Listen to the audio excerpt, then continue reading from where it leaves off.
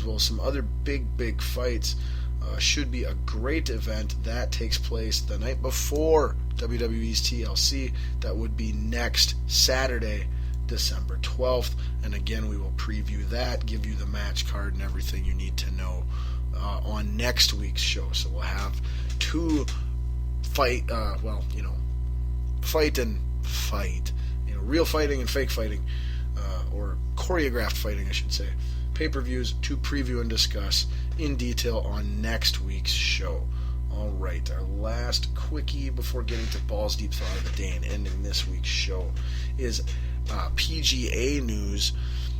Now, like I said, there is a tournament this week. I don't know where it's at or what it's called, but I noticed it on DraftKings, and so I went, I'm going to pick some guys. Quite a few big names in it. Jordan Spieth, Jimmy Walker, Dustin Johnson, Bubba Watson.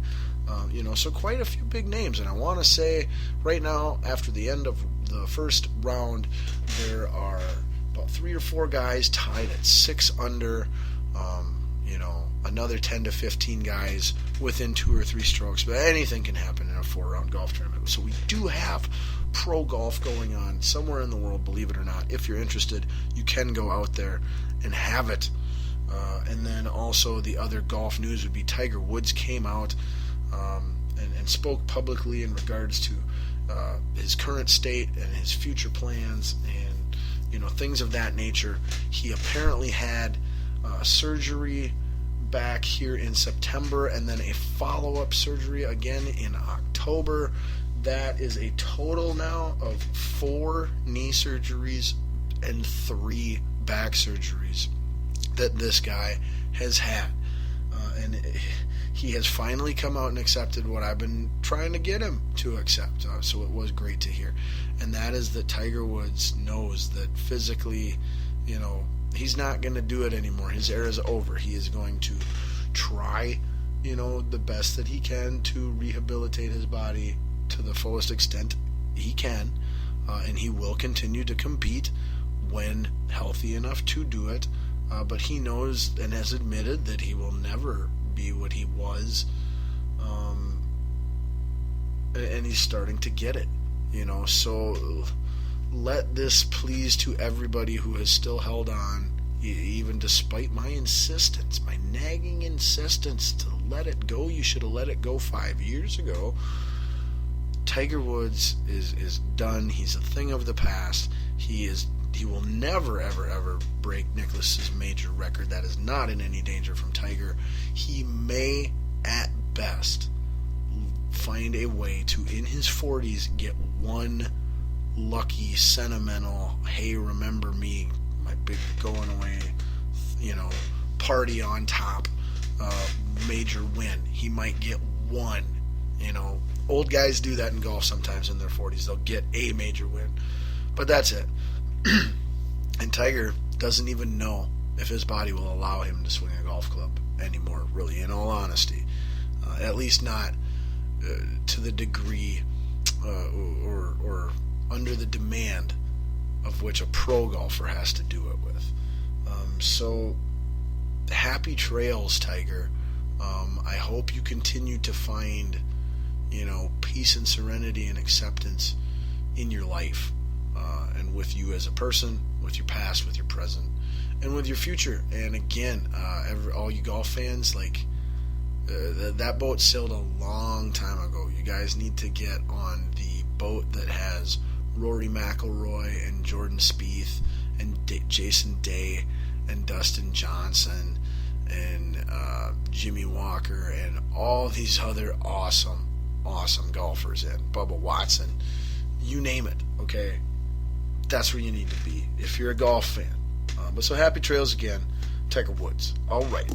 We are at the end of the show. You know what that means. It is time for our Balls Deep Thought of the Day. We are just barely over the 2-hour mark. Not doing too bad on time.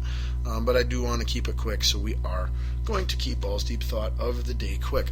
It is at that point in time in the year where we're talking college football playoffs. And that is something we've only been able to do this is the 3rd year now, I believe. Maybe it's only the 2nd year. I don't remember. It's the 2nd year or the 3rd year. But I have this huge problem with it because I didn't. First off, well, the old way, the BCS, the computers, all that. While it wasn't perfect, I found that based off of all the information we have, it almost always put the two best teams through that point, throughout the whole entirety of the season in the championship game, which is awesome. Like, it's, in the NBA you get that too. Generally the best team from each side makes it to the finals, period.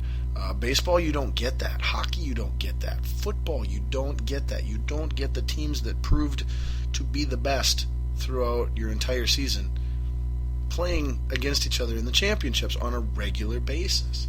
There's always a surprise team, an underdog, a Cinderella story.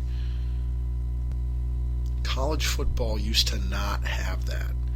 And they loved it in their basketball. It was so beneficial to their basketball playoff format that they finally caved and said, okay, we can find a way to make more money doing this. We need a Final Four, because that's our big Final Four catchphrase, a Final Four. When I told them from day one, if you want to do it right and you want to do it fair, the best and only way to do a college football playoff is to have a 6-team playoff, where your top 2 teams that we all determined with all the numbers and all the tape and all the games that were played throughout the entire season and conference championships, we take those 2 teams that we determined you're the best teams and we give them a bye. And then we take these other 4 teams that were left out before, we go, okay, you guys are in a playoff now. You got to play against each other one round, and then the winners take on the top 2 teams, and then the winner of those 2 teams, the 2 games, play in the championship. That way there's a reward for being one of the top 2 teams. All the new format did was punish the top 2 teams by forcing them to play a play-in game to the championship that they should have already earned a spot in. They have no advantage, okay? There's no difference between being the 1 team or being the 4 team. You don't get a bye, and it's not a home game. You have to play it on a neutral site. So the only way I am for keeping it the way it is with the 4-team Final Four is if we give those top 2 seeds the opportunity to host that first-round playoff game at their school, where they actually have a home field, home crowd advantage, and their school makes revenue off of it. It's the only way you can keep it the 4-team format. Otherwise, if you want to make it perfect and ideal and fair, you add an extra round by adding 2 extra teams, giving the top 2 teams byes, making the 4, at-large wildcard bids, whatever, however you want to look at it or determine it, play against each other, first in a round, and then you take on the top 2 champion contenders. And then based off of that, we have an unquestionable, these 2 teams both earned their ticket here championship game. Whereas right now, like I said, you can be completely undefeated, the best team in all of football, you're the number 1 seed, and what do you have to do? You have to go to a neutral site and play a team that could get lucky. And boom, now you're not even contending, now you're not even in the championship final game, when you should have already earned that. Okay? Plus, let's just add in here real quick before, I let you dwell on it and toss it around in the old noggin for a while. We've got 5 big power conferences, but we've only got 4 playoff spots. What if you've got an awesome, undefeated conference champion, in all 5 conferences one year? Oh, one of those conferences gets screwed. Maybe even 2 of those conferences get screwed because you say one is so good that the second place team is better than these other first place teams. It's possible. Well, we're still back to the whole problem of these deserving teams getting left out. That was supposed to be at least the whole big problem that caused the change to happen. So why not have 6 teams? That way, in an ideal, typical season, you have your 5 conference winners. Boom, you have a bid. It's not automatic or mandatory, but it is highly likely, that you win your conference. Boom, you've got one of the 6 spots. And then we've got one open at-large bid, for an independent school such as Notre Dame, for a small conference such as, the AAC or the MAC or the WAC or whatever, should they have a team that's arguably worthy. Or you've got a spot for a second place team from the SEC. And like I said, though, it doesn't guarantee it. So a lot of times you'll still end up with 2, maybe 3, but you couldn't have more than 3 teams. You put in the rule, a simple rule. We got 6 playoff teams, no more than 3 from one conference, and that's pretty much the only rule. Fix it, do it. 6-team college playoff, or if we keep it 4-team, let the top 2 seeds actually host that first round playoff game on their campuses. It's the only fair, right, American way to do things. All right, well, that's all the rambling I got for you this week. Hope you enjoyed it. Hope you still found your way to the show, or the show found its way to you. And again, it's going to be that way for another week or 2, so just stay in touch with me via Facebook, search Scotty-Ball, or on Twitter, search at BDST Show. Again, I am Scotty Ball. This has been Balls Deep Sports Talk.